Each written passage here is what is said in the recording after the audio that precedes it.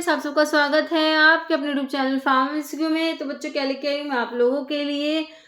देखिए हमारे जो ये 5000 प्लस वाली जो सीरीज़ है ना, 5000 प्लस जो हमारी एमसीक्यूज़ की सीरीज़ है ना, तो इसी को कंटिन्यू करते हैं। इसमें 6500 तक हमने एमसीक्यूज़ जो है कवर कर लिए ना। तो अभी इसका नेक्स्ट पार्ट है। ओके, तो इसको प्लस नाम इसीलिए दिया कि इसमें हम चाहे जितने एमसीक्यूज़ ऐड कर सकते हैं ना, कोई लिमिटेशन नहीं है। ओके, तो इसका जो है नेक्स्ट पार्ट है। इसमें देखिए बच्चों, आपको अभी जो है जितने भी प्रीवियस ईयर के क्वेश्चंस होते हैं वो मैंने इसमें इंक्लूड करे हैं। ओके, पहले इस सीरीज में हमारे टॉपिक वाइज सारे एमसीक्यूज थे। उसके बाद जो है मिक्स क्वेश्चंस है जो आपके एग्जामिनेशंस में आते रहते हैं। ओके बच्चों, तो अभी जो है इसका नेक्स्ट पार्ट है ये।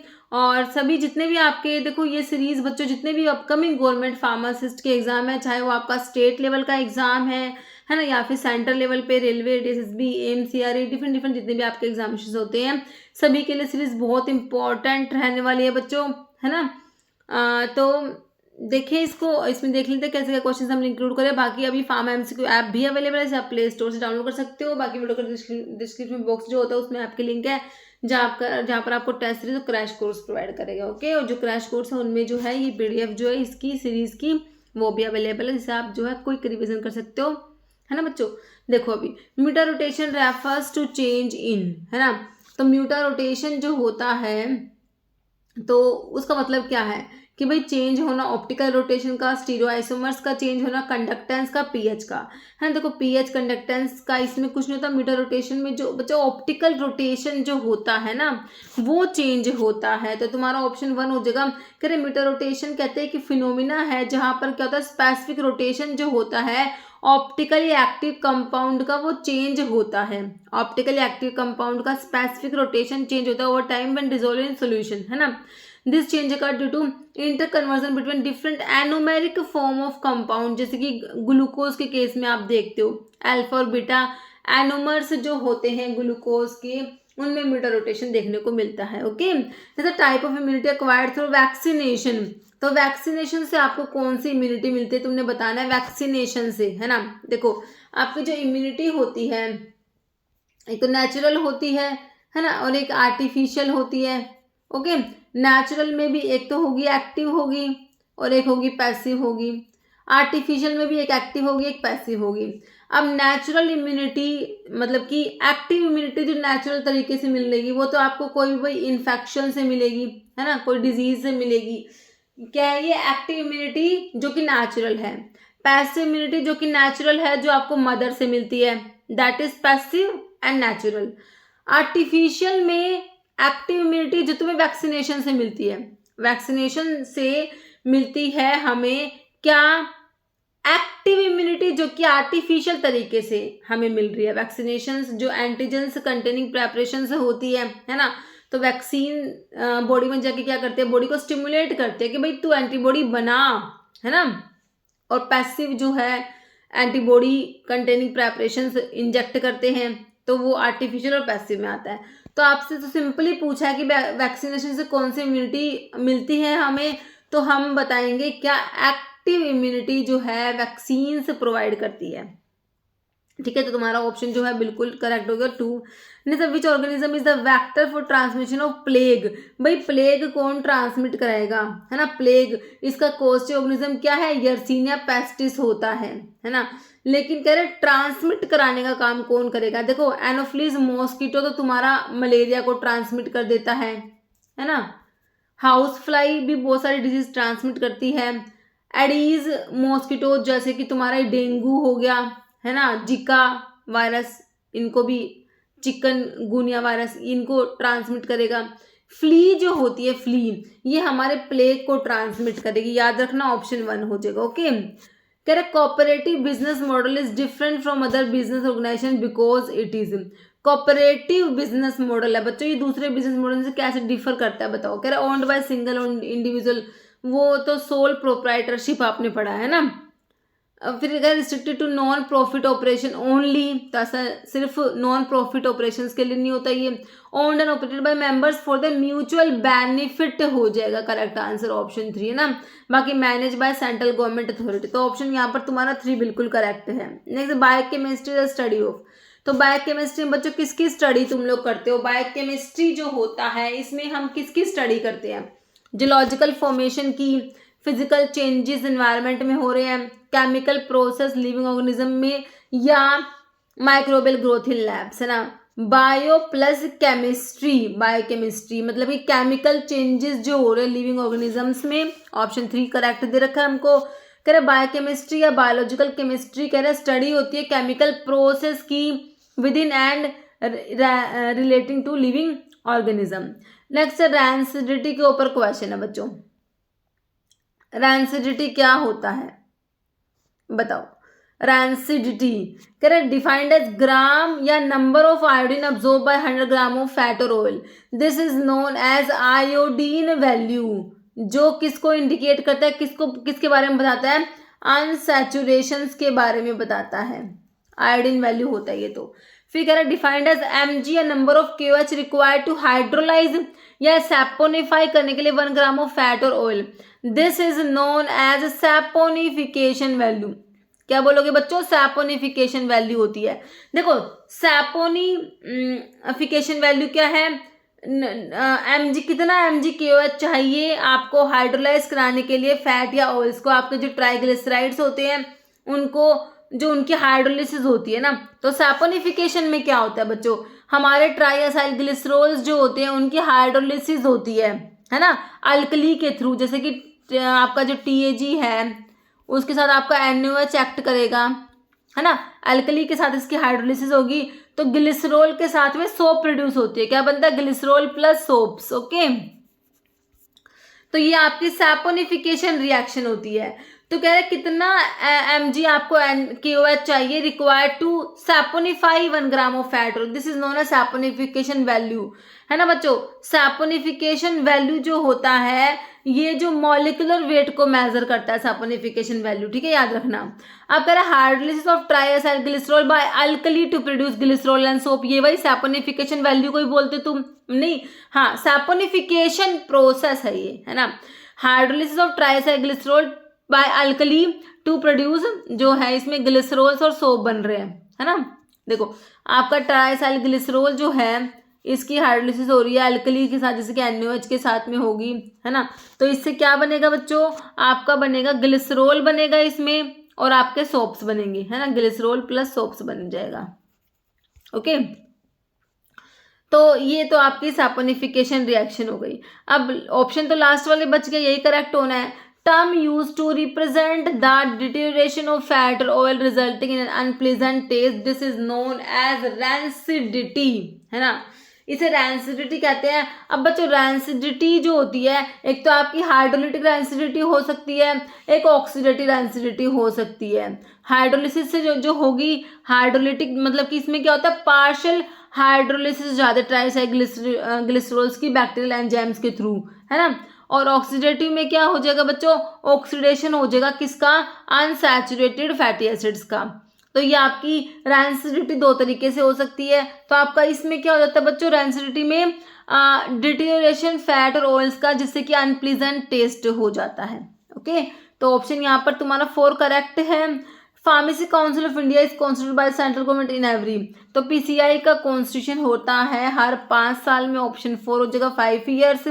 पॉजिटिव एजेंट फिलेरियासिस का हमारा सभी को पता है बुचेलर बैंक्रॉफ्टी होता है। वेरिसिला जूस्टर चिकन पॉक्स कराएगा।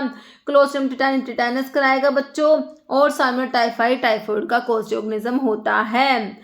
Following commonly use for disinfecting drinking water को डिसइंफेक्ट करने के लिए बच्चों देखो phenol, glycerine, sodium sulphate use नहीं करोगे, क्लोरीन को यूज करोगे तुम। ऑप्शन 2। नेक्स्ट है following is not classified as vitamin B series. Cyanocobalamin तो B12 में आता है, तो B सीरीज में आएगा। Retinol vitamin A not include in the B series, answer is option A। Riboflavin B1 thiamine, B2 riboflavin B1 thiamine हो गया, ठीक है। तो ऑप्शन तो तुम्हारा 2 हो गया। बाकी याद रखना फैट सोल्यूबल में आपने क्या पढ़े हैं? फैट सोल्यूबल में अडैक पढ़े हैं, और वाटर सोल्यूबल में बी और सी पढ़ा है। ओके, तो ये बी सीरीज वाले वाटर सोल्यूबल हैं। Okay, following is commonly use during the recruitment process, के दौरान क्या यूज करते हैं? परफॉर्मेंस अप्रेजल्स, डिस्काउंट ऑफर करेंगे, प्रोडक्ट लंच कराएंगे, या फिर जॉब इंटरव्यूज। तो इसमें जॉब इंटरव्यूज होते हैं। नेक्स्ट है dash is hereditary disease also known as bleeding disease. Haemolytic anaemia, haemophilia, haemoglobinuria या हिमेटूरिया। तो हीमोफीलिया जो होता है बच्चों, इसको ब्लीडिंग डिजीज कहते हैं क्योंकि इसमें क्लोटिंग फैक्टर डेफिशिएंट होते हैं। क्या डेफिशिएंट है? Clotting factor. जैसे कि हीमोफीलिया ए, हीमोफीलिया बी और हीमोफीलिया सी। हीमोफीलिया ए में क्लोटिंग फैक्टर नंबर 8 डेफिशिएंट है, इसमें 9 और इसमें 11, याद रखना। ओके, ये क्लोटिंग फैक्टर डेफिशिएंट है इनके रिस्पेक्टिव हीमोफीलिया में।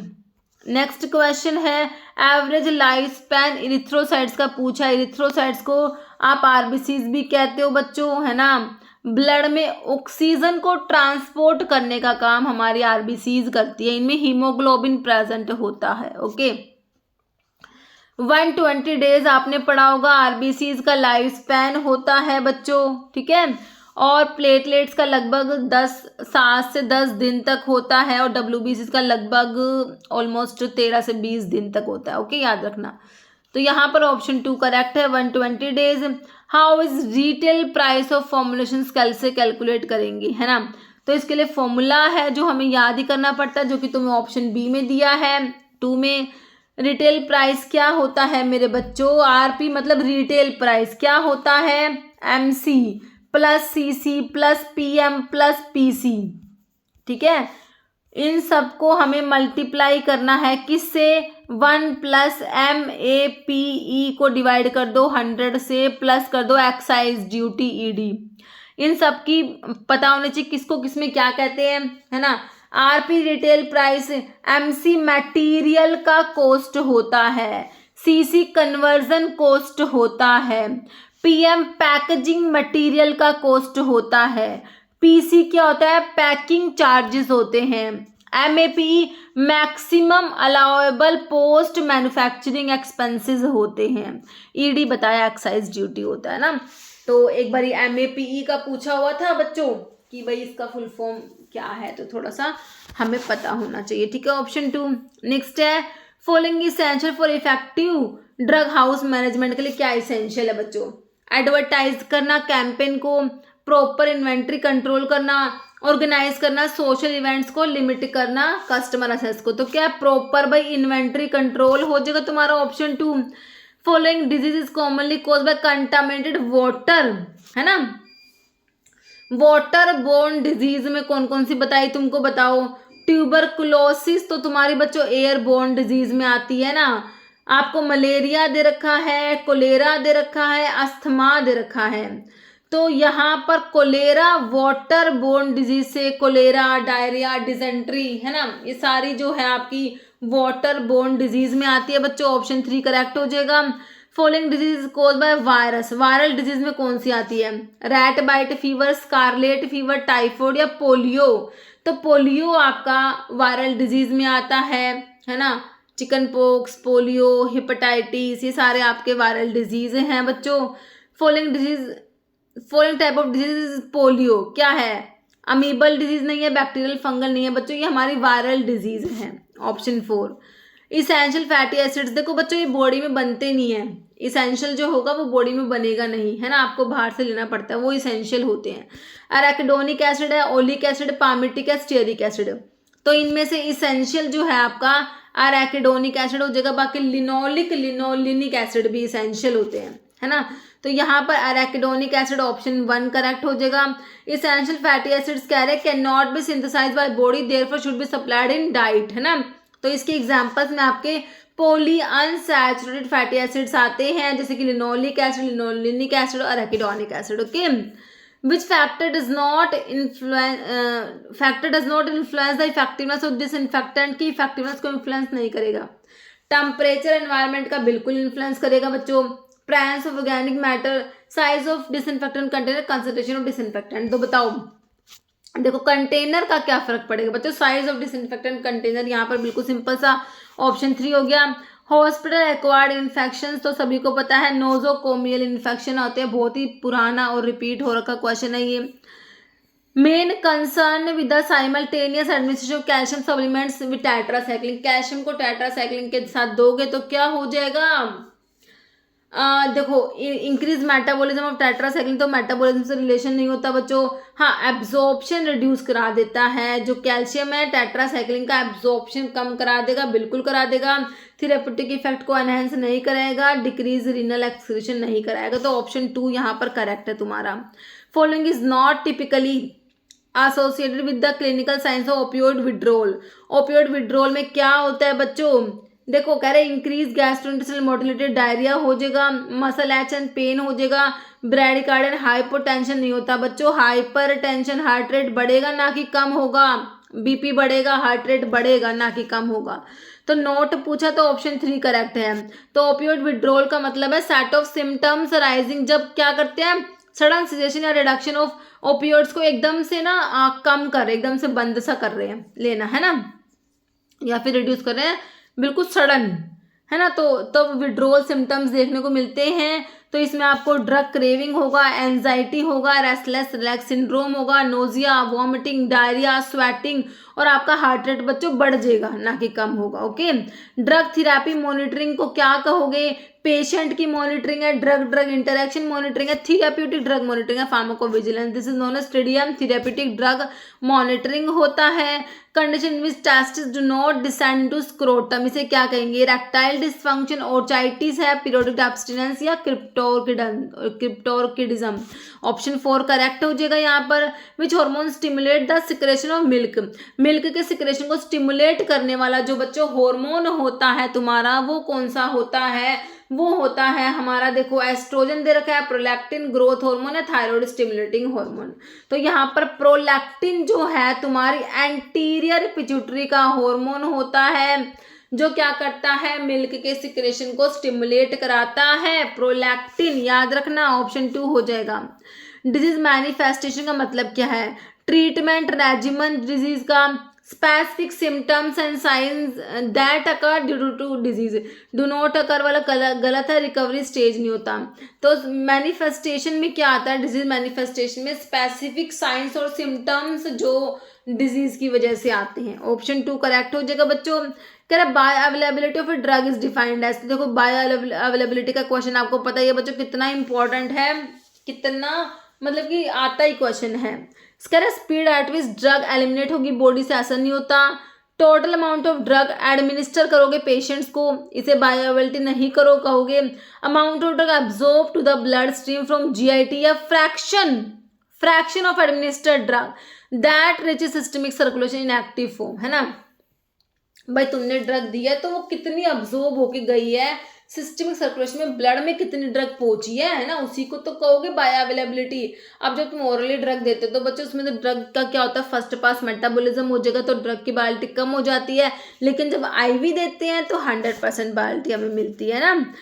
हाउ इज मैडीफर, इसका फुल फॉर्म दे रखा है, monitoring and evaluation of drug interaction by pharmacy oriented reporting system characterise in pharmacy operation, है ना।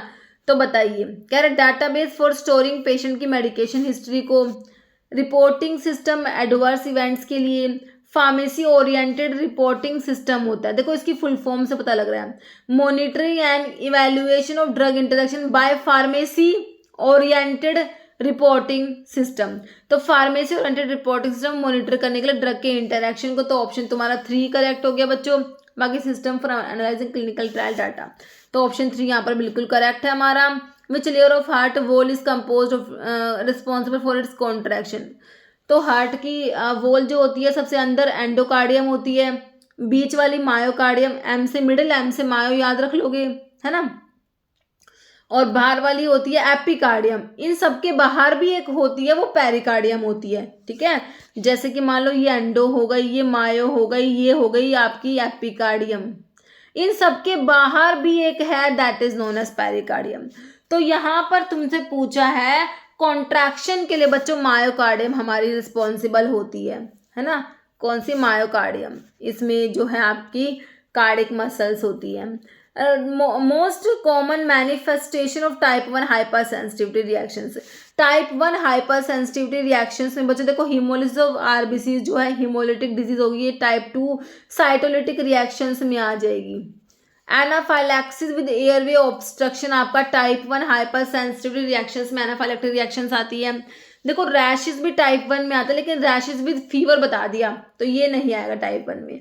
लीवर एंजाइम का एलिवेशन ये आपके टाइप 4 में हो जाएगा। तो यहाँ पर तुम्हारा टाइप 1 में क्या हो जाएगा, anaphylactic reactions, anaphylaxis with airway obstruction. Okay, where are drug information centre typically located in hospital. तो ड्रग इंफॉर्मेशन सेंटर कहाँ पर होते हैं, at the nursing station, emergency में, ऑपरेशन थिएटर में, या फिर एट द फार्मेसी। तो ऑप्शन 4 हो जाएगा एट द फार्मेसी। एक computerise medication administration record helps to ensure, है ना। तो कंप्यूटराइज जो मेडिकेशन एडमिनिस्ट्रेशन रिकॉर्ड है ना, वो क्या इंश्योर करेगा बताओ, accurate administration of medication by health care staff, modification of medication record by patient directly, elimination of need for pharmacist in medication process, या accurate prescription of drug for patients. तो क्या ensure करता है बच्चों, accurate administration of medications का by health care staff. Option 1 correct हो जाएगा। Role of aldosterone in excretion में एल्डोस्टेरोन का क्या रोल है बच्चों, तो एल्डोस्टेरोन क्या करता है बच्चों, सोडियम का रीअब्जॉर्प्शन कराता है। हमारा जो एल्डोस्टेरोन होता है मिनरलोकोर्टिकोइड में आपका एल्डोस्टेरोन आता है, क्या करेगा, पोटाशियम का रीअब्जॉर्प्शन नहीं कराएगा, क्लोराइड का एलिमिनेशन, सोडियम का रीअब्जॉर्प्शन कराएगा बच्चों, ठीक है, सोडियम का रीअब्जॉर्प्शन कराता है। ऑप्शन 3 करेक्ट हो जाएगा। Aldosterone hormone that primarily function to promote reabsorption of sodium, sodium का रीअब्जॉर्प्शन कराएगा बच्चों किडनी में, which leads to retention of sodium and water in the body, जिससे कि सोडियम एंड वाटर का रिटेंशन होगा, वाइल ऑल्सो कॉजिंग पोटाशियम का excretion भी करा देगा। Okay, following element does deferoxamine primarily chelate, है ना। तो आयरन की पॉइजनिंग में आपने एज अ एंटीडोट पढ़ा होगा डिफेरियोक्सामिन, है कि नहीं, बिल्कुल, है ना। बाकी मरकरी के लिए डाइमर कैप्रोल जो कि आपका होता है BAL, ब्रिटिश एंटी लेविसाइड, है ना। कॉपर की जो है कॉपर बच्चों विल्सन डिजीज में कॉपर एक्यूमुलेट हो जाता है वाइटल ऑर्गन्स में, तो इसके लिए आपने पेनिसिलामिन, डी पेनिसिलामिन पढ़ा होगा, है ना। लेड के लिए आप सक्सीमर पढ़ते हो ना। तो यहाँ पर ऑप्शन 4 सही है। जेड डिस्क किसको रिप्रेजेंट करेगा बच्चों, तुमने बताना। जेड डिस्क जो होता है किसको रिप्रेजेंट करेगा, जेड डिस्क। देखो बच्चों आपका जो सार्कोमियर जो है ना, स्केलेटल मसल्स जो होती है उसकी जो यूनिट होती है सार्कोमियर, जब हम सार्कोमियर का स्ट्रक्चर देखते हैं ना, तो उसमें जेड डिस्क या जेड लाइन क्या रिप्रेजेंट करते हैं तुमसे पूछा है ना। तो इसमें आपके देखो एक तो आपके एक्टिन होते हैं जो थिन फिलामेंट होते हैं, देखो आपके इस टाइप से स्ट्रक्चर आप बनाते हो, है ना, बनाया होगा, कभी बनाया था। देखो ये तो क्या है, थिन फिलामेंट जो एक्टिन होते हैं, इनके बीच में ये थिक फिलामेंट होते हैं जो कि मायोसिन कैसे है, थिक है, एम से मायोसिन, एम से मोटा, है ना, थिक फिलामेंट होते हैं ऐसे, ठीक है। अब ठीक है, अब देखो, है ना, ये आपका होता है क्या, देखो यहाँ पर जो है ये हमारा क्या होता है, ये इस लाइन का बीच का एरिया, है ना, दिस इज, ये होता है ए बैंड, है ना, और ये जो इधर से इधर तक है ये आई बैंड होता है। यहाँ पर भी क्या होता है, इसका मैं ना आपको अच्छे से लिख के अच्छे से समझा के बनाऊंगी वीडियो, अब इसके लिए देख लो ना।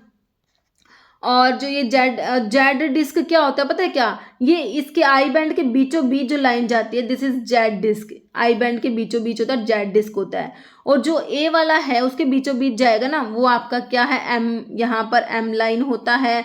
और पता है एक एच जोन होता है, वो ये होता है एच जोन, पता है क्या है, जहाँ पर जैसे कि एच जोन होता है तुम्हारा, जहाँ पर सिर्फ ये थिक फिलामेंट रहेगा, ये क्या होता है, एच जोन होता है ना। इस टाइप से स्ट्रक्चर होता है तुम्हारे सार्कोमियर का। तो यहाँ पर जो है तुमसे जेड डिस्क, दो जेड डिस्क के बीच का एरिया हमारा क्या होता है बच्चों, ये एक सार्कोमियर होता है, ध्यान रखना।